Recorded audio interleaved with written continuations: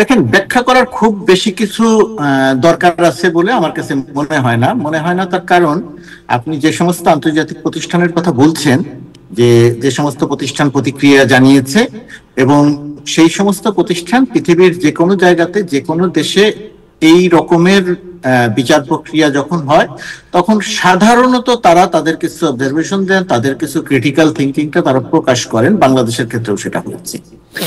এখন বাংলাদেশের আইন অনুযায়ী মৃত্যুদণ্ডের বিধান আছে, পৃথিবীর বহু দেশে মৃত্যুদণ্ডের বিধান নাই। সারা পৃথিবীতেই মানবাধিকারের প্রশ্নে একটা জনমত তৈরি হয়েছে, অথবা মানবাধিকার সংগঠনগুলো একটা জনমত গঠন করার চেষ্টা করছে যে মৃত্যুদণ্ড বিধান রাখা উচিত নয়। এটা ওই লজিক থেকেই করা হয় যে যা আপনি নিজে দিতে পারবেন না, একজন দিতে পারবেন না, ফেরত দিতে পারবেন না, আপনি সেই কাজটি করতে পারেন না, এরকম একটা লজিক দিয়ে বলা হয় যে মৃত্যুদণ্ডের এই কারণে মৃত্যুদণ্ডের সাজা যখন হয় তখন এর একটা সমালোচনা হয়। বাংলাদেশের ক্ষেত্রে এটা হয়েছে। এটা হওয়াটা অস্বাভাবিক কোনো কিছু নয়। যদি আমার কথা বলেন, আমি ব্যক্তিগতভাবে মৃত্যুদণ্ডের পরিবর্তে সর্বোচ্চ শাস্তির পক্ষের মানুষ, মানবাধিকারের পক্ষের মানুষ। কিন্তু যেহেতু বাংলাদেশের আইন অনুযায়ী মৃত্যুদণ্ডের বিধান আছে, সেহেতু যদি কাউকে মৃত্যুদণ্ড দেয়া হয় তাহলে সেটার বিরোধিতা করার আমার খুব বেশি যৌক্তিক কোনো কারণ নাই। আমরা যেটা করতে পারি বাংলাদেশের মানুষ হিসেবে, যে আমরা হয়তো সামগ্রিকভাবে একটা আন্দোলন করতে পারি, সামগ্রিকভাবে একটা জনমত গড়ে তুলতে পারি যে বাংলাদেশের এই আইনটি পরিবর্তন করা দরকার, যে মৃত্যুদণ্ডের পরিবর্তে সর্বোচ্চ যে শাস্তি হয় সেই শাস্তি দেওয়ার জায়গা। আর আন্তর্জাতিক মহলের কথা এটা হচ্ছে এটা। আর আন্তর্জাতিক মহলের কথা অ্যামনেস্টি ইন্টারন্যাশনাল সহ অন্যান্যরা যারা প্রতিক্রিয়া জানিয়েছেন, তারা অতীতেও বিভিন্ন সময় প্রতিক্রিয়া জানিয়েছেন। আমি মনে করি না যে সরকারের পক্ষ থেকে তাদের এই প্রতিক্রিয়াকে খুব কড়াভাবে জবাব দেওয়ার দরকার আছে। সরকারের পক্ষ থেকে এই বিচার প্রক্রিয়াটাকে সহায়তা করার জন্য যা যা করা দরকার সেটা করা হয়েছে। আন্তর্জাতিক অপরাধ ট্রাইব্যুনাল বিচার করেছে। আপনি একটি বিষয় খেয়াল রাখবেন, এখানে অনেক বিজ্ঞ মানুষ আছেন। সারা পৃথিবীতে এই ধরনের বিচার প্রক্রিয়া, এই ধরনের অপরাধের নজির তো আরো অনেক আছে, নজির আছে, আবার সেভাবে বলাও একটু মুশকিল। পৃথিবীতে গণহত্যা সংঘটিত হয়েছে সাধারণত একটা যুদ্ধ পরিস্থিতিতে। একটা যুদ্ধ পরিস্থিতি নেই, সাধারণ জনমানুষ একটি আন্দোলন করেছে এবং সেই আন্দোলনে জাতিসংঘের হিসাব অনুযায়ী কমপক্ষে 1400 মানুষকে হত্যা করা হয়েছে। এরকম নজির পৃথিবীর ইতিহাসে একটা বিরল, হয়তো আছে কিন্তু একটা বিরল, যে নিজ দেশের জনগণকে হেলিকপ্টার দিয়ে গুলি করে হত্যা করার নজির। যেমন ধরেন আমাদের পার্শ্ববর্তী মিয়ানমারে আছে, কিন্তু মিয়ানমারে সেখানে তো সশস্ত্র সংগঠন আছে, বিদ্রোহী গ্রুপ আছে, তারা সরকারের বিরুদ্ধে যুদ্ধ করছে, সেই কারণে হয়তো সেটা আছে। আর এখানে নিরস্ত্র জনগণ সরকারের বিরুদ্ধে আন্দোলন করছিল, সেখানে গুলি করে তাকে হত্যা করা হয়েছে, মানুষকে হত্যা করা হয়েছে। এবং এটাও পৃথিবীর ইতিহাসের একটা বিরল, যে এই রকমের একটা মানবতা বিরোধী অপরাধের যত রকমের প্রমাণ রয়ে গেছে। প্রমাণগুলো কি?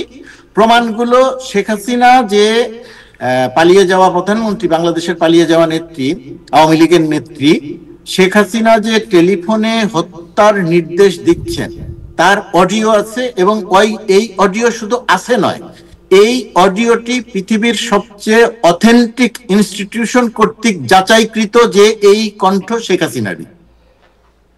শেখ হাসিনা গুলি করে হত্যার নির্দেশ দিচ্ছেন, সেই অডিও যাচাইকৃত এবং প্রতিষ্ঠিত যে এই কণ্ঠ শেখ হাসিনার। ভিডিও যাচাইকৃত, এই ভিডিও যে দেখা যাচ্ছে সেটা একদম সব দিক থেকে প্রমাণিত ভিডিও।